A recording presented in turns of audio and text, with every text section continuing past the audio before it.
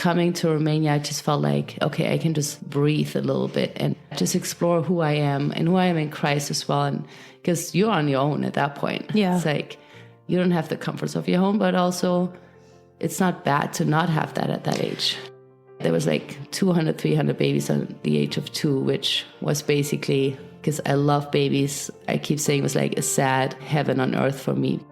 So basically we found all the babies just wrapped in rags, and it just broke our hearts. And so we decided to do something about that, and we bought diapers. First from our own money, and then other people started to help and gave money. And welcome to The Human Experience. I'm Jennifer Peterkin, and this is episode 26, Steffi's Story. You met Sarah in the last episode. Steffi is the other co-founder of Firm Foundations Romania, an organization dedicated to serving the Roma kids in Brașov. Like Sarah, Steffi isn't Romanian, but she has made Romania her home for more than 20 years. Steffi has a soft spot for little kids, especially babies. In Germany, she trained to be a preschool teacher, but after spending a year in Romania, she realized she couldn't go back. It wasn't long after she had been in Romania that she and Sarah started volunteering in the state-run children's orphanage, and from there, they would eventually start their NGO. It was during her time volunteering in the orphanage that Steffi would meet Roxana, who would eventually become her legally adopted daughter. And after years of navigating the system, Steffi would go on to adopt 2 more children, Costel and Rebecca. If unconventional, Steffi and her kids have never been short of found family over the years, as Firm Foundations Romania has seen hundreds of volunteers since its inception.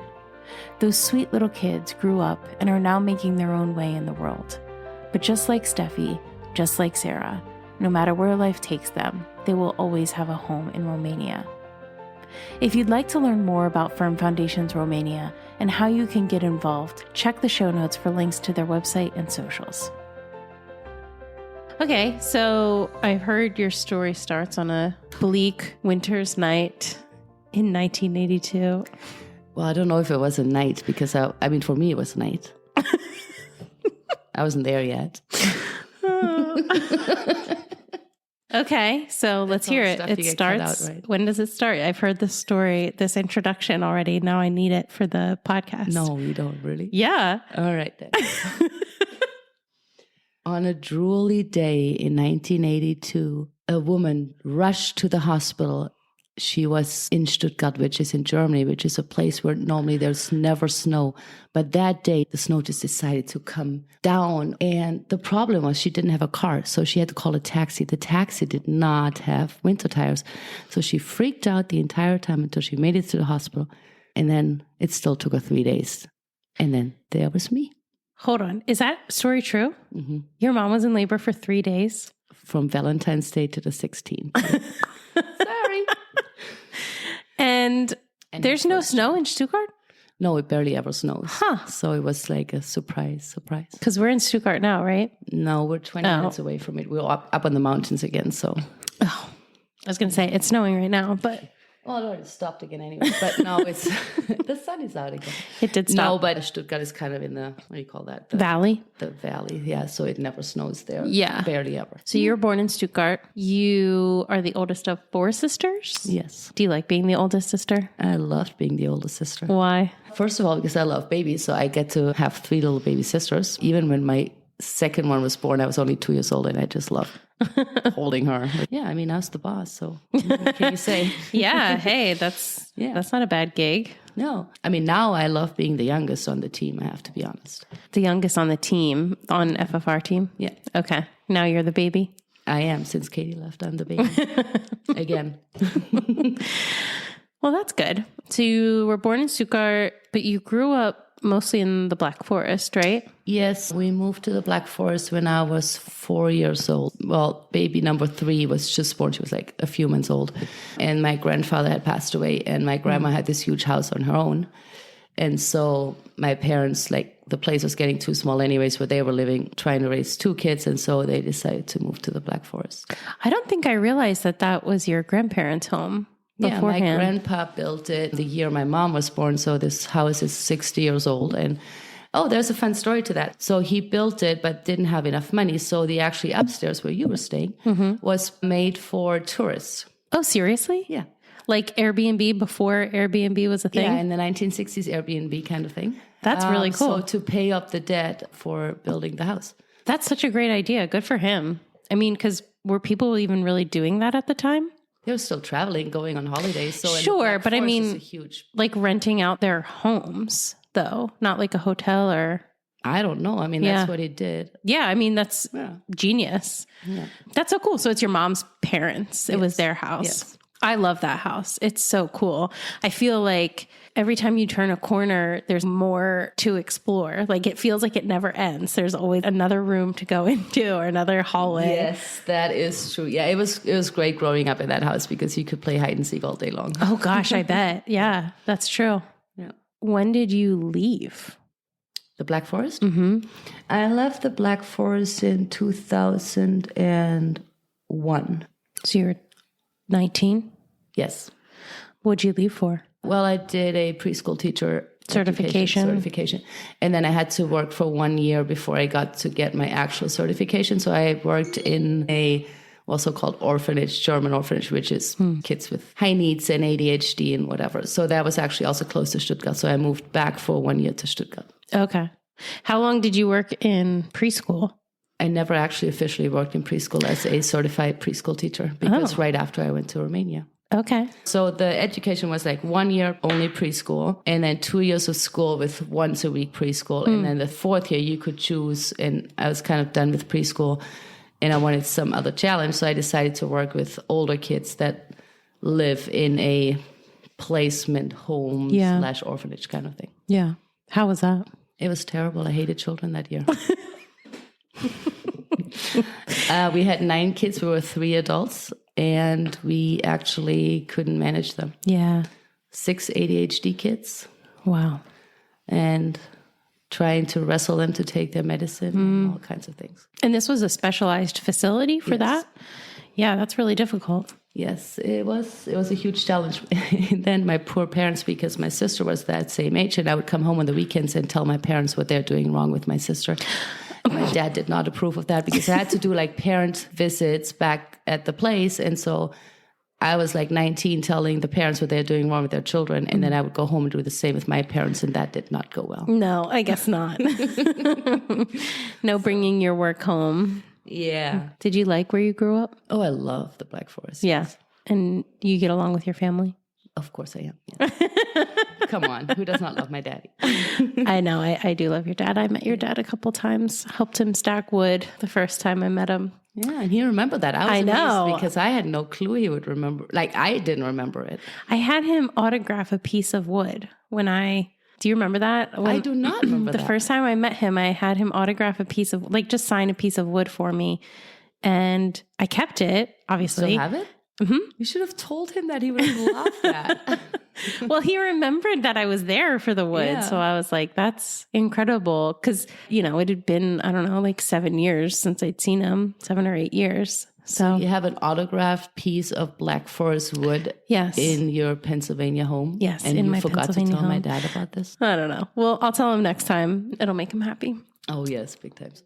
So after you did your certification and is it like a practicum where you basically have to earn your... you know the word practicum? Yeah. Okay, now that makes it all easier. Yes. It's a practicum. Well, that's that word you guys stole from German. Yeah. Well, yes. Okay. There's probably quite a few. There are. So after your practicum, you never went into preschool teaching. You went to Romania, but you didn't want to go to Romania, right? No. Back in the days, I had a boyfriend, and him and I, we always wanted to go to Africa. Well, that was when I was 16. And so when I turned 18 or 19, he sent me this book as a gift. And we had already broken up at that point, called Out of Africa. Mm-hmm. Out of Africa?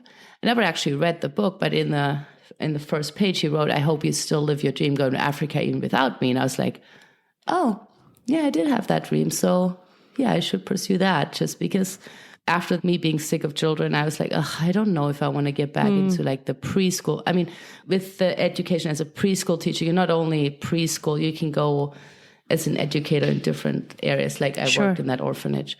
And so I was like, I don't know what I want to do. Maybe I should try Africa just for a year before you settle down as like, good German housewife, children, get married, all of that stuff. Yeah.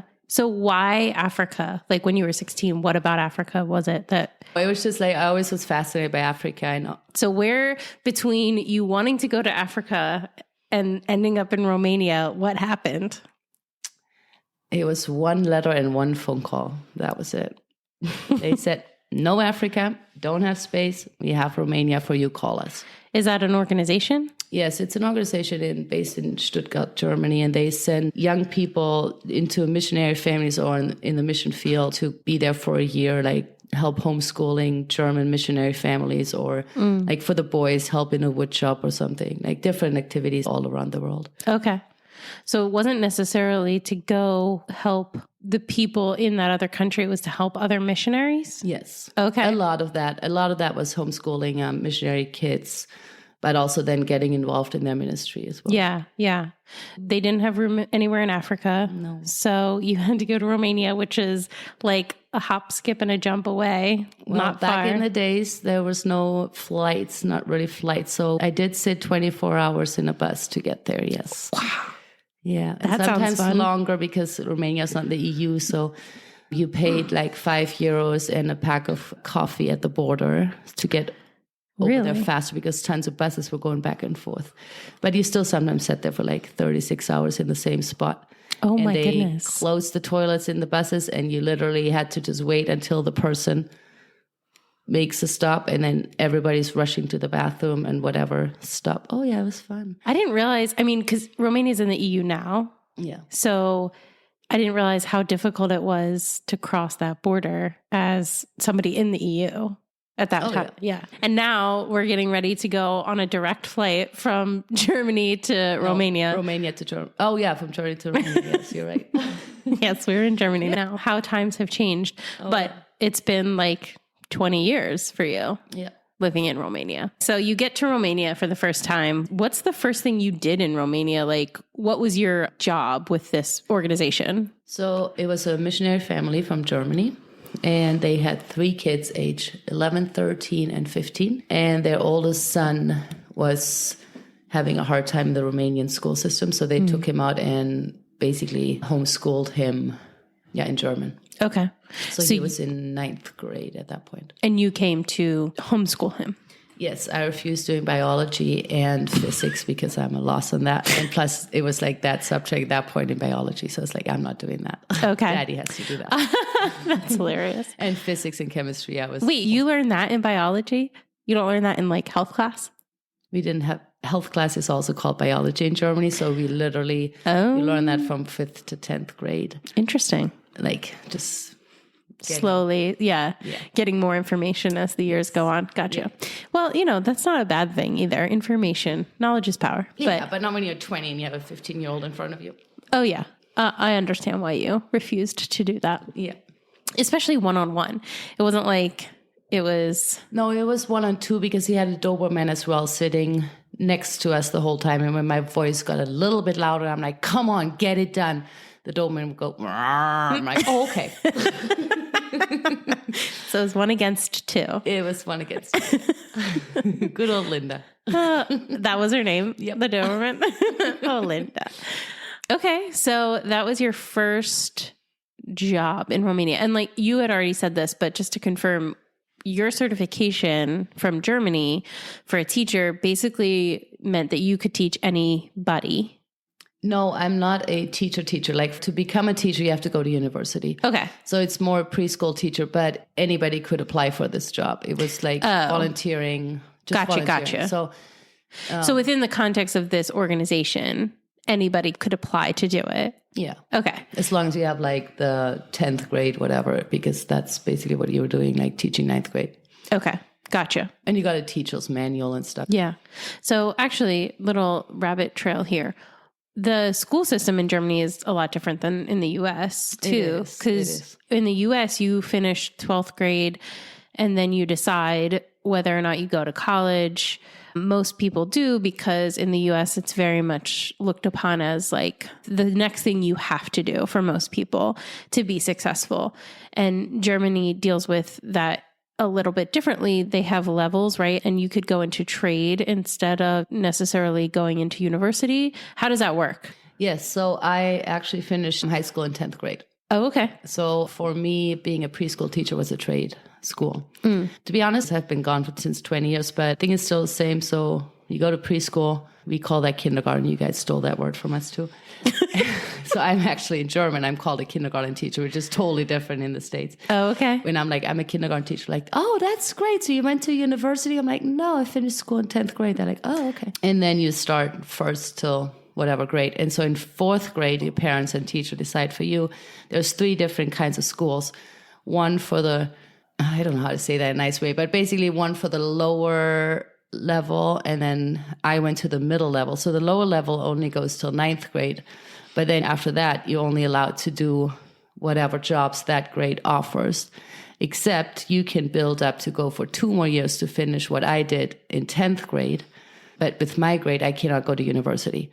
But then I could have gone another 2 years to the higher one that I could have done university, but I never actually did. So till this day, I'm not allowed to go to university. I would have to do another 2-3 years of extra schooling to get my high school diploma to do so. Oh, okay. So I basically have my GED, I guess. Oh, okay. Yeah. Does that make sense? Yeah, absolutely. Yeah.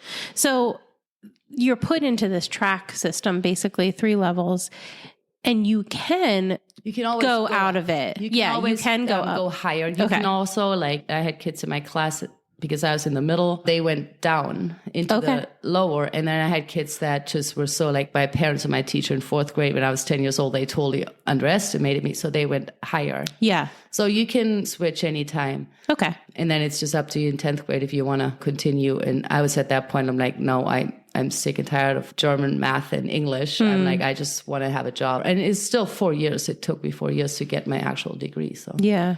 And there's something to be said too for acknowledging that not everybody flourishes in school and saying there are other things available to you. We're not going to necessarily keep you here for this amount of time. If, you kind of run your course in school and you're still going to go out and work and have a job and be a productive member of society, but you're not necessarily having to finish this part to be successful. Oh, totally. And that's the problem I'm running in right now with my daughter, because she's going to an American school and she's in the American school system and it's not working out for her at all. So I'm hoping and praying that she can just get her GED done right now, because she won't be able to do 11th and 12th grade. There's no way. Yeah. So if she was in Germany, she would probably be in the lowest one and would have succeeded perfectly and learned a job by now and everything. Right. What kind of jobs are in the lowest one? So as a preschool teacher, I would have people under me as a helper for preschool teacher. So they would not be fully allowed to be a preschool teacher, but they would almost have the same qualification. But they only would go to school for 2 or 3 years, while I went for 4 years to be a preschool teacher. Gotcha. So they are more like helpers. But again, you can always move on and move higher. Still till this day, I could do if I ever have time. I could always do that. Yeah, with all of your free time. Yeah, exactly. That's really interesting though. And like you said before, because we stole the word. So preschool for you is our kindergarten. No, other way around? Yes, the other way. So our kindergarten is from 3 to 6. Okay. We call that kindergarten. And then from 6, they start going to school. Okay. I mean, that was back 20 years ago, but now obviously we have kids, like my niece is going to preschool since she's 1, but then they make a difference between 1 to 3 and then from 3 to 6. But it's all basically preschool. Okay. And we call it kindergarten. I think your kindergarten is what? It's right before 1st grade and you have to go. Yeah, in Romania, they call it class of 0. Yeah. And we don't have that. We just go straight from 3 to 6, kindergarten, preschool to 1st grade. Okay. All right. And the thing is, we don't teach in our preschool or kindergarten, whatever, up to 6. We don't teach them letters or anything. So I actually worked in that kindergarten in Brasov, the American one that my kids are going to. And I'm like, I need to teach them letters? And plus, it's a total different thing because you guys have some weird letters. The way you're writing your cursive letters are totally different than in Germany. Oh, seriously? So I literally had to have Sarah writing them on the whiteboard because I'm like, I have no idea how in the world to write them. That's interesting. But I was like, why would 5-year-olds need to learn that? I was so against it because I just came from my preschool teaching and it's all like, teach them how to go in the nature and collect beliefs and be creative. And then it's like, no, we're writing the letter G. I do not know how to write the letter G in cursive. So good luck to you guys.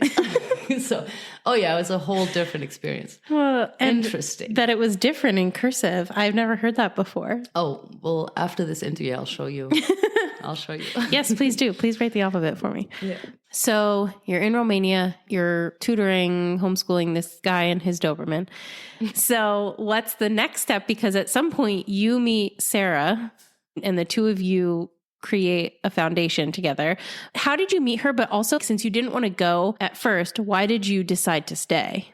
It's funny. I was reading, like, in my desperate times when I really just didn't want to go. I would go up on a hill where I was living. I still love this place. And I'd bring my Bible, and then it says always, Paul says, and I'm praying I will come and see you again. And that was like, I underlined them all because I was actually not allowed to go home for a year. Like the organization said, your parents can come for a visit, that's it, but you have to stay the entire year without going home. And so that was tough. And so I would just literally underline every single time Paul wrote, and I can't wait to see you again. And I'm like, yeah, that's me. I was a little bit traumatic being training. But anyway, so the same church that this missionary family was leading, Sarah showed up. And she loved Germans because she went to YWAM in Germany. Mm-hmm. And so we just kind of bonded because we're literally the only foreigners in that church at that point. Okay. So she came up to me and talked to me, and I was like, oh gosh, an American, I don't even speak English. Like I had English in school like years ago. It did not do well. And so she had patience with me, and we would sit there in a pub having a dictionary in front of us and trying to figure out German English words. And there was no smartphones at that point. So, good old days with a book in the hand trying to talk to each other. And, that's amazing. It was fun. Yeah. I can't even believe that you weren't good at English because you've always, since I've known you for, 10 plus years. My English was terrible. One guy came up to me and he's like, you have beautiful teeth. And I thought, how can he see my toes? I have shoes on. Like, I didn't understand. And I'm like, why is he talking about my toes? And then later on, I realized he's talking about my teeth. They're not as beautiful anymore because Romanian water is terrible. So, but it's just like, my English was terrible. I mean, you have 6 years English in school in the Black Forest. I mean, how many times do you actually put that into practice? Right. Between one Christmas tree and another, you don't. You don't use it. Sure. Yeah. So. I mean, we don't even get that much language in school. And I had French on top of that for 4 years. So wow. I lost all my French anyway, so. Well, you really don't use that. No. No. Okay, so you met Sarah at the church that you were attending. Yeah, and we just became friends, and we both kind of struggled with what we were doing and supposed to be doing and didn't know what to do. And what year was this? 2002. So you went in... I went in September. She came in November. She'll get the numbers wrong every time, but yeah, 2002. Yeah. I feel like I should interview you both separately and then together. You have to, because it's amazing. Like, if you ask her what year she came to Romania, she will totally say the wrong year. Okay. What does she say? She'll probably say 2003. Really? Yeah. Okay. At least that's what she's been doing in the concerts. And I just automatically say 2002. I translate it the right way. It's just... Oh, that's good. So Sarah's from America, obviously. You're from Germany, and you didn't know English, but you worked on your friendship. You worked on your friendship. And so I had to get to know Romanian culture and then an American, which is a total different culture. Yeah. So it's very interesting. What do you think was your biggest culture shock after becoming friends with Sarah and being with an American all the time? And now you're around Americans all the time. I know. Now this is all broadcasted in America, right? Yes. I mean, culture shock? You can say whatever you want, though. So I do have a story. So I learned. But actually a year later, I also started, like I told you, being the kindergarten teacher in that school. And there was a principal at that point, and I had a really rough time with trying to get my daughter into placement or whatever. And so he just came up and he's like, hi, Steffi, how are you? And I'm like, well, to be honest, and he already had passed. And I'm like, what's happening? He asked me how I am. So if a German asks you, how are you? You don't just say, I'm fine, and walk away. Like, you actually want a real answer. So I did learn that. The hard way, it sounds like. Says, how are you? You just say, good. And when they say, see you soon or see you later, that might be in like a few years, but they still say see you later. And I'm like, see you later when? Like, you're leaving on an airplane and I have no idea. Oh yeah, see you later, bye. Okay. That's fantastic. So if a German says see you later, that means in like 10 minutes. Okay.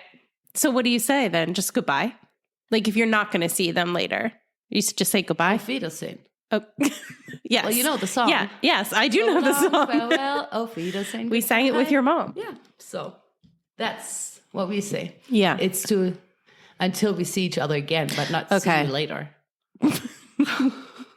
That's too specific. Well, this could also be in a new lifetime. Who knows what happens? Sure. But, yeah. Sure. Hey. See you later in heaven. It makes sense. Yeah. I mean, I understand why that would be a culture shock for you. That was my culture shock. Yeah. With the American language. Okay. English language. American, whatever. So how long were you with that family? Just 1 year. Actually, I did move halfway into... So Sarah lived with some girls that she then had to move out. And then she moved into a different place. And I kind of moved in with her at that point because I also had to help with homework with a 13, 11-year-old. So I was like, I don't know how much longer I can actually then also just like sleep there. Like I need a break. And so it was great. So I could just kind of move in with her and then just, go there when you needed to. Communist block apartment. It was a cute place and just...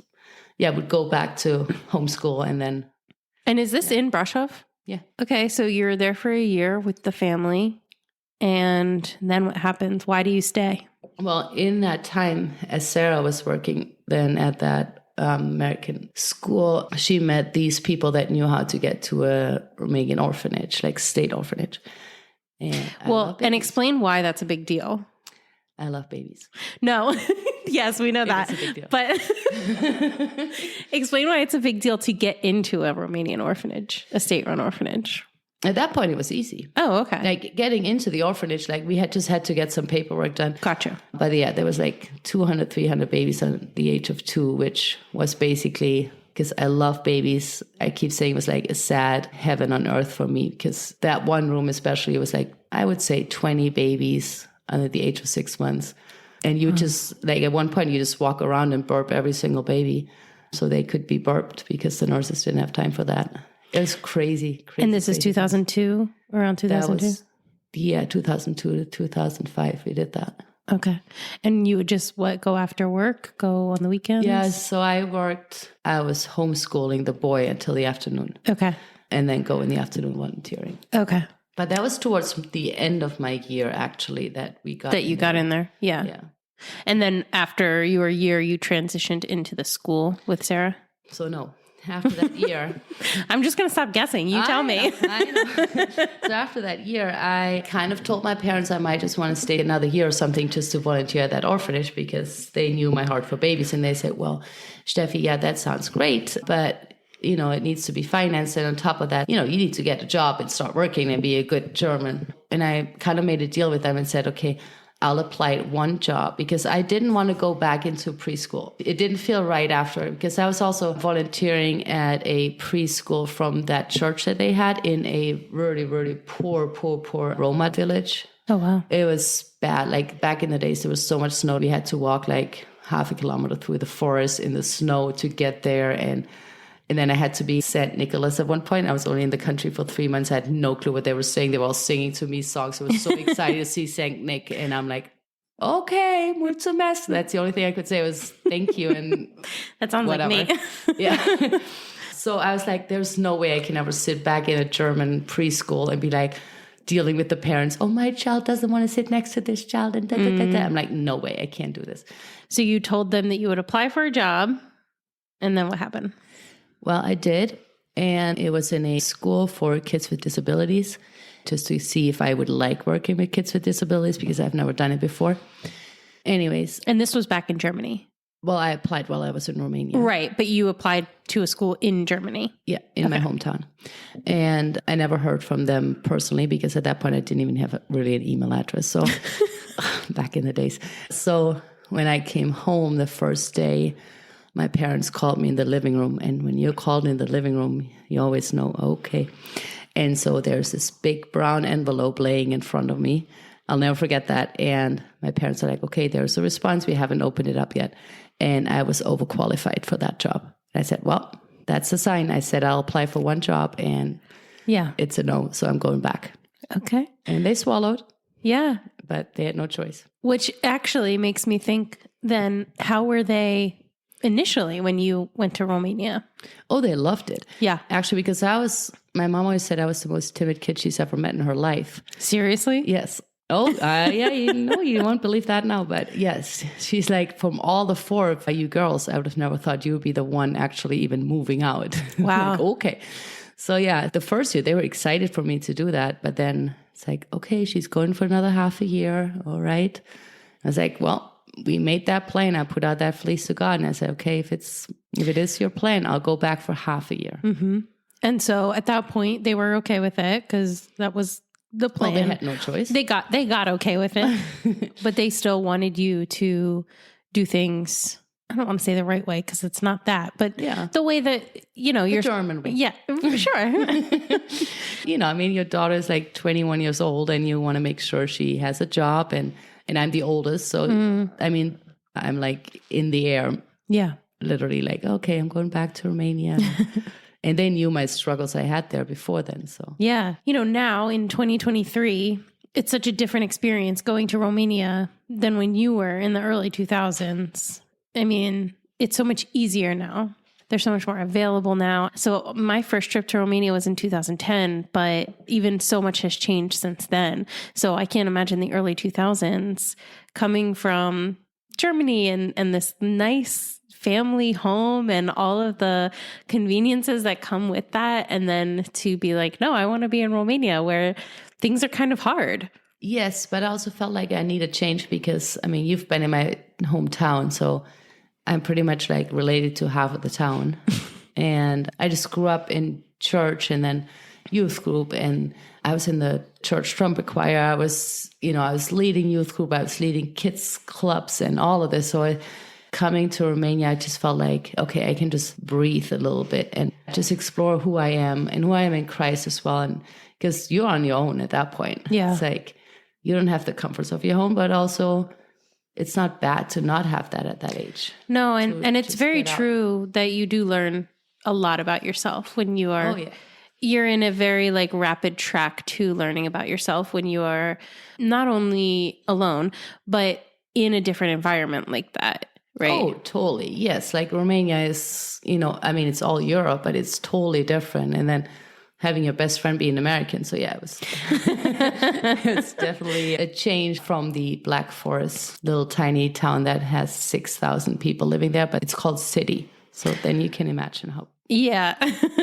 So you did your year with the family and then did you officially move in with Sarah after that?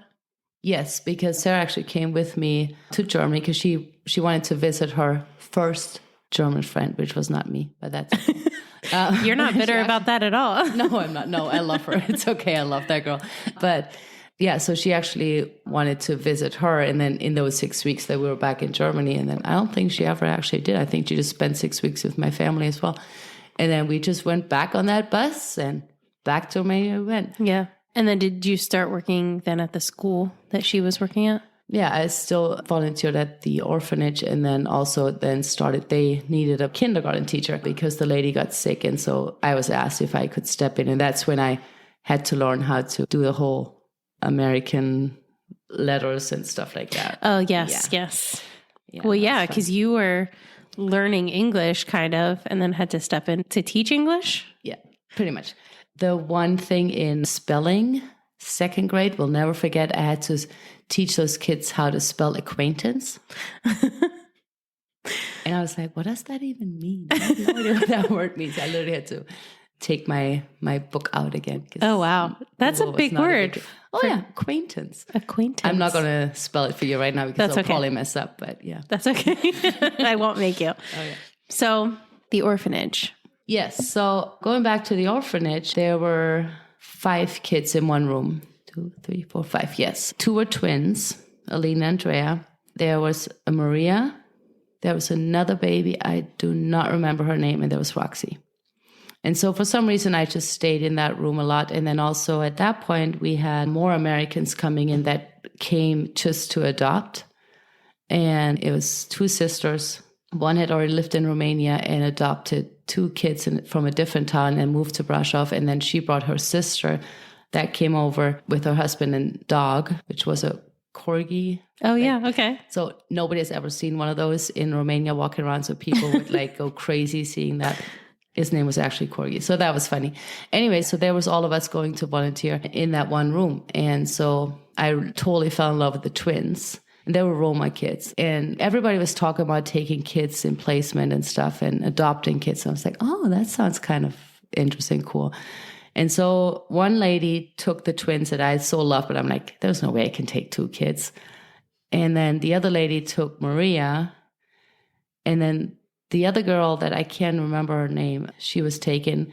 And then there was Roxy. And for some reason, she was never the baby that what I loved. And babies, like they snuggle into you and they're like, oh, they love me and I love them. No, she was like, would never sit still on my lap, never. But oh goodness, if I would pick up somebody else, she would scream and freak out and whatever. And it was just kind of like all right, I guess you bonded with me in your whatever weird ways it is, but yes, I'll take you. So called up my parents and said, taking a child in placement. There's a lot to dig into there. We don't have time for that. And so at that time, because now international adoption is closed in Romania, but at that time it was not. It was not, but it was heading to this point. Okay. Well, actually, I just talked to somebody yesterday and I said, I'm still amazed. I was 21. I walked up to the social worker that I was good friends with at that point. And I'm like, I know I'm not allowed to choose a child, but you see the bond between Roxy and I. Can you please recommend this child for me? She's like, sure, I'll do that. So what do you mean you're not allowed to choose a child? Well, obviously, it's not like you could just go in there and say, I want this one. You're not in a marketplace. Right, right. Even though, sadly... But what's the process then for people to adopt? Well, I don't know, because I always kind of adopt in different ways than other people.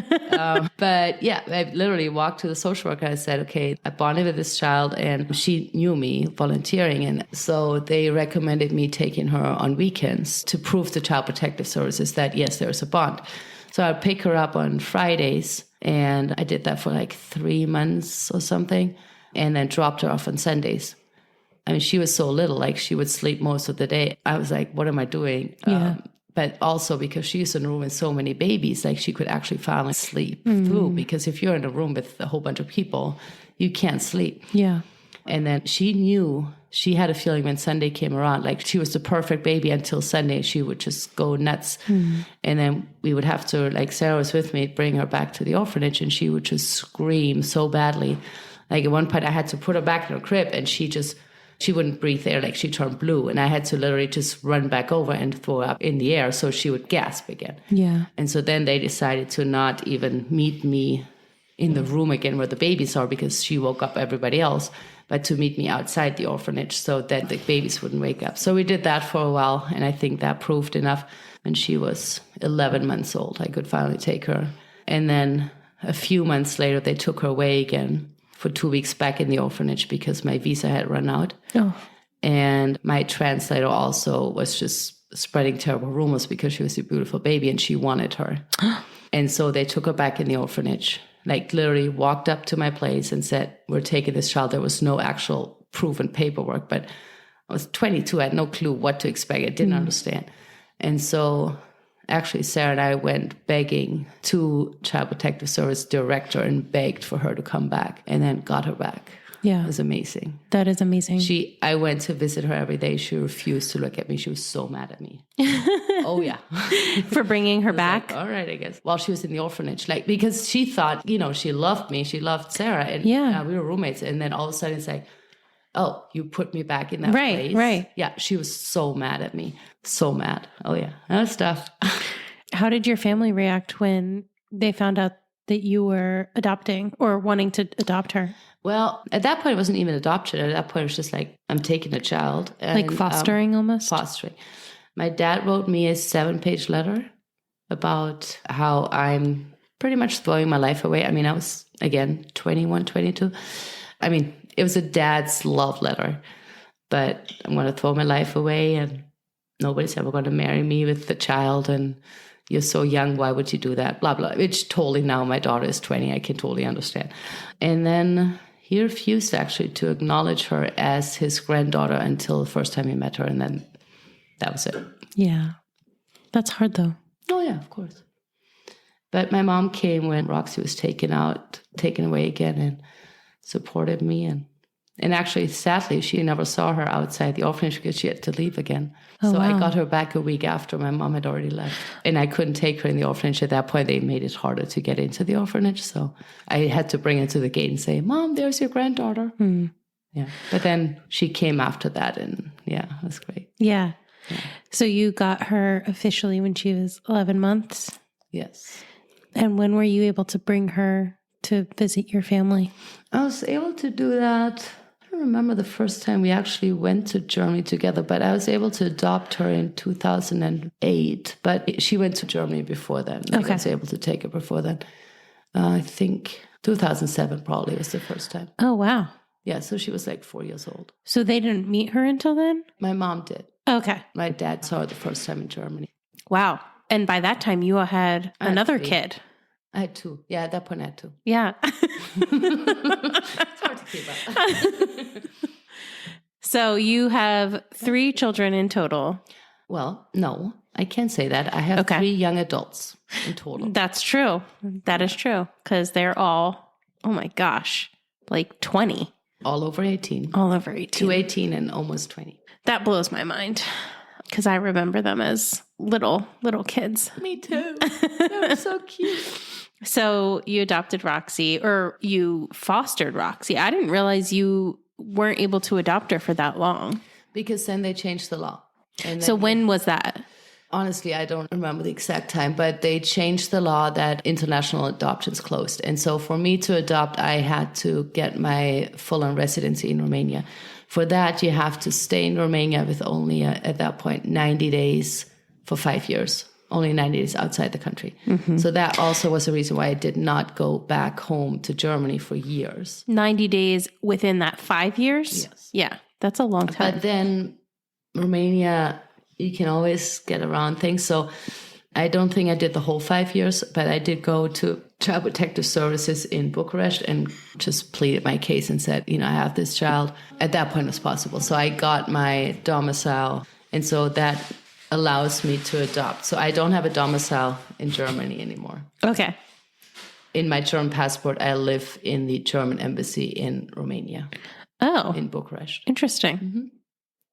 But you were able to travel with them before you adopted them? Yes, I was, but I had to have at least 10 to 15 papers to prove at the border. Wow. That it's legal obviously, it's legal for me to take this child because of child trafficking and everything. Mm-hmm. Yeah. Which, do I understand correctly that was one of the reasons why international adoption was closed? As of my knowledge, yes, it was one of the big parts. Yeah. Because Romania had so many children that nobody knew about after communism fell, right? They don't have birth certificates, so there was a lot of that stuff going on. Yeah. And even not just children, but also, sadly, body parts and whatever. Mm-hmm. So happier things. Costel was your second that you adopted, and you had him in placement.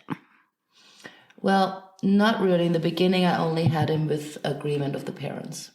Okay. So what does that mean? So basically, I went to town hall and they signed a paper that I can have him for a specific amount of time because he had, as a baby, had osteomyelitis, which is some kind of bone sickness, illness. And if that goes into the bloodstream, it's deadly. And so they removed his shin bone. I never know if it's fibia or tibia. I should know that after all these years, but I still don't. I removed a piece of that. So his leg was kind of just dangling around, and I took him and raised money for him to have surgery in Germany. So it's kind of I took him to help him. Mm-hmm. But then obviously you just love the child. You're not going to say, okay, bye, that's it. So, yeah. How did you meet him the first time? He was in the children's hospital that we are volunteering in. Okay. Yeah. So, and I don't think we've talked about that yet because you were volunteering in the orphanage, which is where you met Roxy. When did you switch from volunteering in the orphanage to creating the volunteer program in the children's hospital? That was in 2005 when they closed down all the orphanages because Romania wanted to join the EU. And so all the babies, all of a sudden, were all gone. And Sarah and I were asked to sing Christmas carols at the State Children's Hospital. And that's where we found all of our babies again. Okay. And then a year later, I found Costel there as well. The orphanages were shut down because they wanted to join the EU. Why did they have to shut the orphanages down? Because no child should be in an orphanage under the age of 2 years, except they have some disabilities. Okay. So they put them all in foster homes, but they couldn't find enough foster homes fast enough. So a lot of them ended up in the children's hospital. So it's still an institution, but not an orphanage. Gotcha. And that was one of the requirements. Yes. That's very interesting. I didn't realize that. Yeah. So the Children's Hospital, which you still have a project today, obviously it's grown since 2005, just a little bit. So you were asked to sing Christmas carols. What was your connection into the Children's Hospital? I was from former missionaries that were also living in Russia at that point. And you walked in and you saw babies you knew from the orphanage. Yes. And you were like, well, this is where we're going to be now. Exactly. There was one baby, her name was Rebecca. It's not my Rebecca, different Rebecca. And I was like, oh, I so badly wanted to take her, but I didn't. The hospital project started, I mean, you got in there that way, but it also started as a diaper project, and that's kind of what got you in there regularly. Is that correct? Yes. So basically, we found all the babies just wrapped in rags, and it just broke our hearts. And so we decided to do something about that, and we bought diapers. First from our own money, and then other people started to help and gave money. And then we actually asked friends of ours, they have an organization called Hope for the Nations, Romania. And so we asked them if we can kind of put that project under their wings. And they said, sure. And then other people asked if they can join helping, even like changing the babies. And then it turned into a volunteer program. So before COVID, we had around 60 long and short-term volunteers yearly. Wow. And now after COVID, what does that look like? We have 3 long-term volunteers and then short-term volunteers on a regular basis. But we also don't have as many babies anymore as back then. So it works out. For sure. And there's a lot of project things that we don't necessarily have to go into unless you want to, but, you know, just kind of the beginnings of how you started planting your roots in Romania, really, right? Because before Roxy and Costel, and then obviously Becca, were you kind of thinking this is still temporary? Yes, until I took in Roxy, I think I still thought it was temporary. And then once I took her in, because she was still placement until she was 5 years old. And at that point, I already had 3 kids by the time I adopted her. So at that point, it's like, yeah, you're in Romania. That's So, yeah. I think both of us, like Sarah and I, yes, we were volunteering at the orphanage and also at an American school. But we could have left anytime we wanted to. But then once you take in a child, you can't. Like, I couldn't even leave the country for years because I would have lost her because of paperwork stuff. Yeah. So then going back to Costel, how did you move from, you had permission from the parents, you raised money for his surgery. How did you move then to finally getting to adopt him? Well, I kind of went the back roads, but basically, obviously at some point it's like, yeah, he's going to stay with me no matter what. And so I always had to get a signature for the parents to leave the country, but I kind of put it in an emergency. Like if I need to have an emergency surgery again for him in Germany, I can't just go on a hunt for the dad because he was like at the train station, in the hospital, in the neighbor village, wherever people could find him. And so that's basically was kind of my so-called excuse to take him in placement. You have to take the child first in foster, like in placement officially, and then you can adopt. So once I had him through Child Protective Services in placement, then I didn't have to ask the parents for permission anymore. And then it was easier. And then obviously after that comes adoption. And he really, really badly wanted it too. Like he begged me, please, can you please adopt me? So, yeah. So one thing we haven't talked about is that Costel and Becca are both from a Roma village. Yes, they are. And Roxy was not. No, right? She was abandoned right after birth. Okay.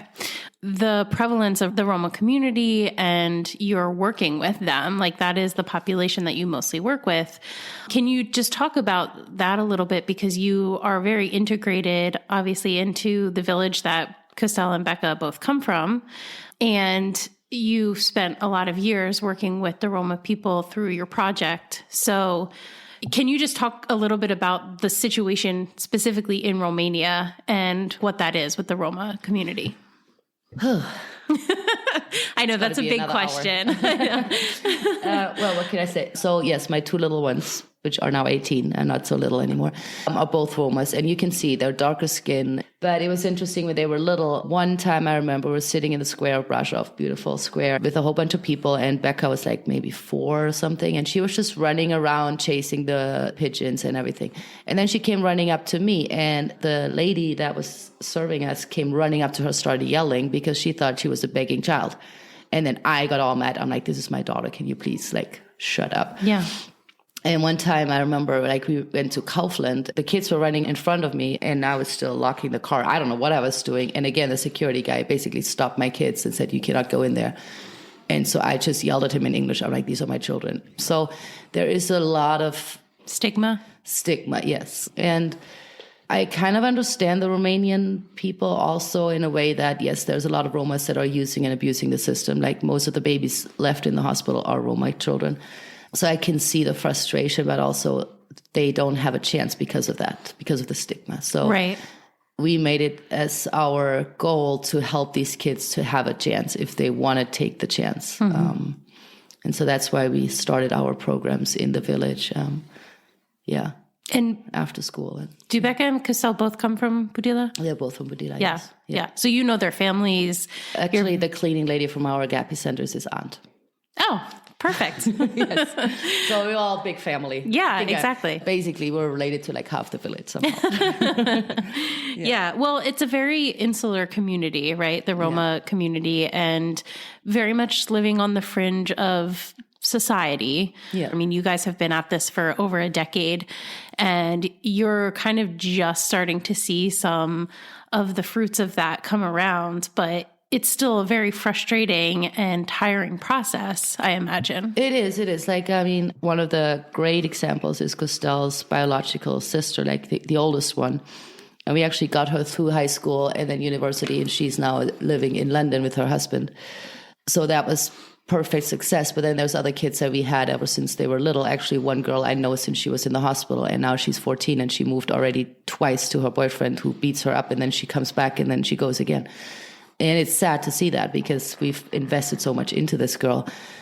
But so that's why I'm saying, if you want to take the chance, we're there to help you, but you have to want it. Yeah. And I mean, it's with every teenager. It's with my kids at home too. It's like, okay, if you really want it, then take the chance and do it, no matter what background you are. So, yeah.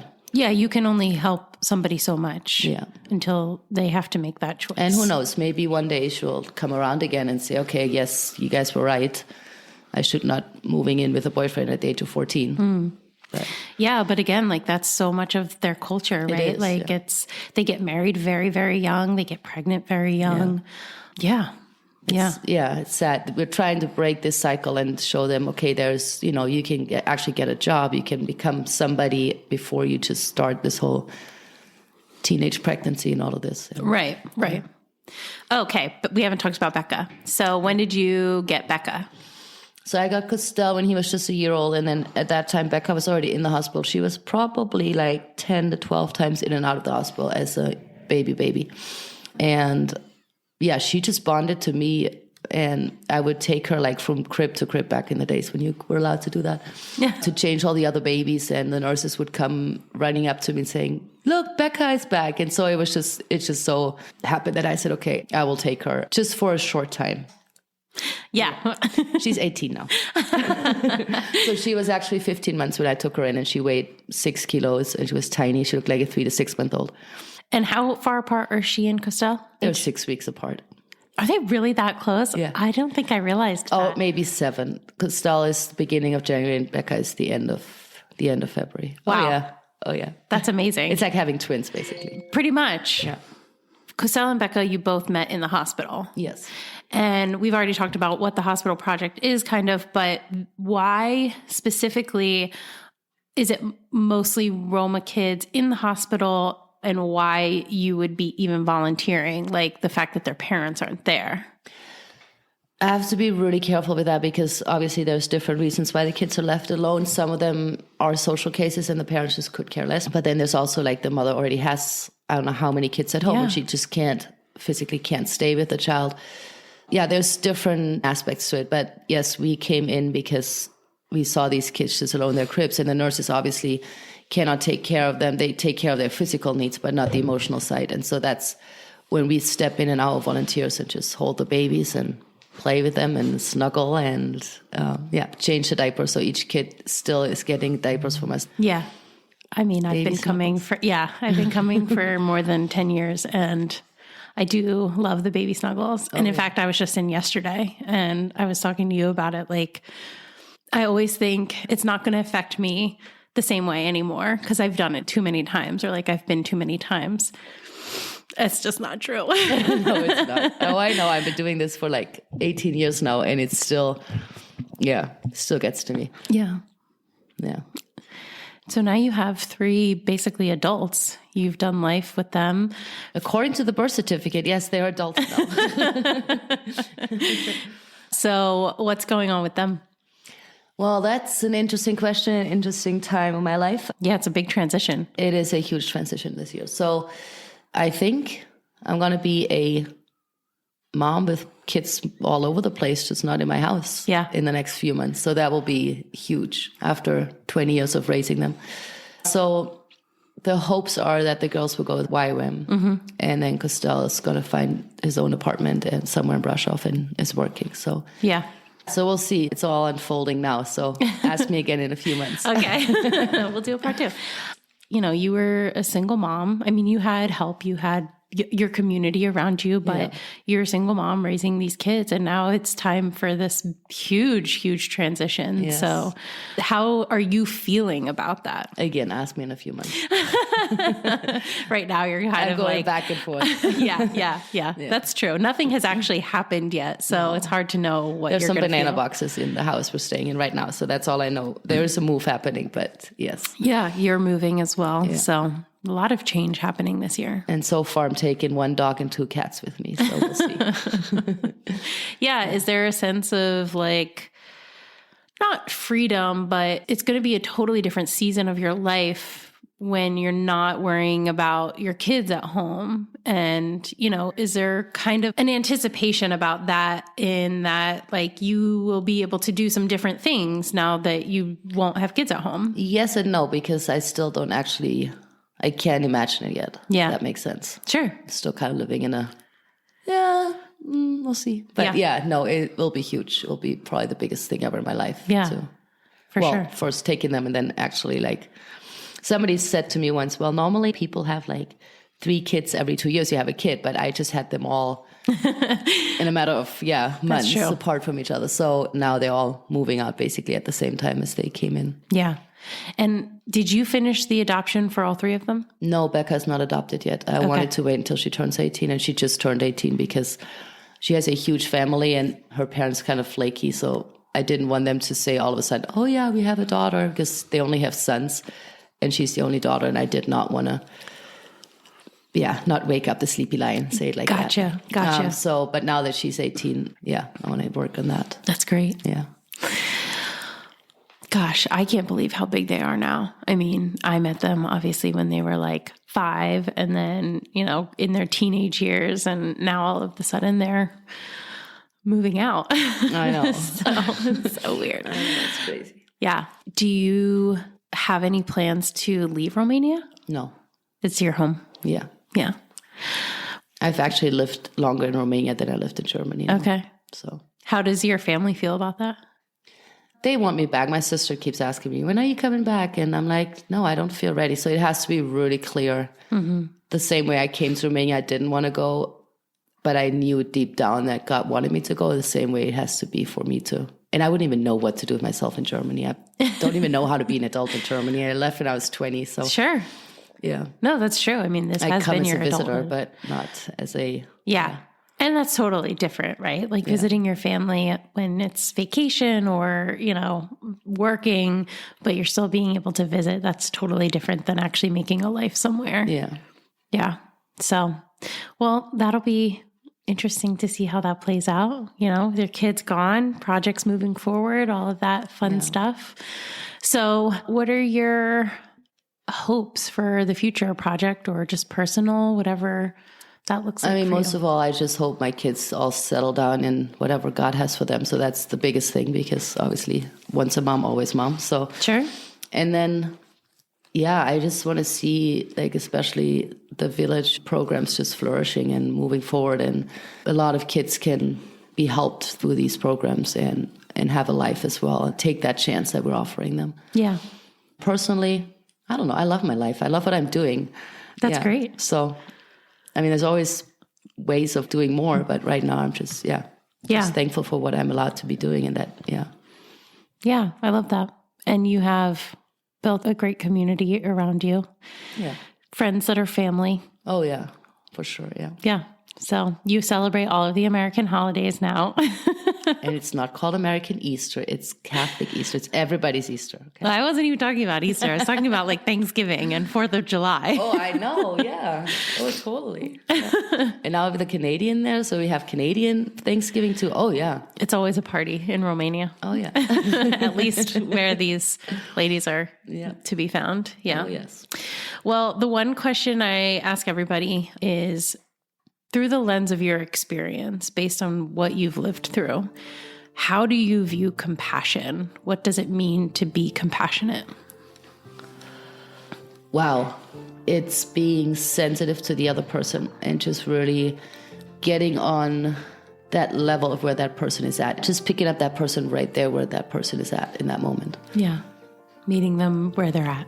Thank you. That's the word. Because I mean, I'm dealing with, you go to America, California, you're dealing with like those people, and then you come back to Romania and you're, picking lice off babies or whatever. So it's a total, but then also everybody has their own issues, their own whatever. Yeah, so absolutely. Different volunteers, and there are different stages of life. So yeah, you are in a unique position in that you meet a lot of different people from a lot of different walks of life. Yes. And to be able to meet all of them where they're at, must be very humbling, but also it's very important that you're able to do that. And it's rewarding too. Yeah. Because you can talk to somebody that is telling you some first world problems that really are their problem. Yeah.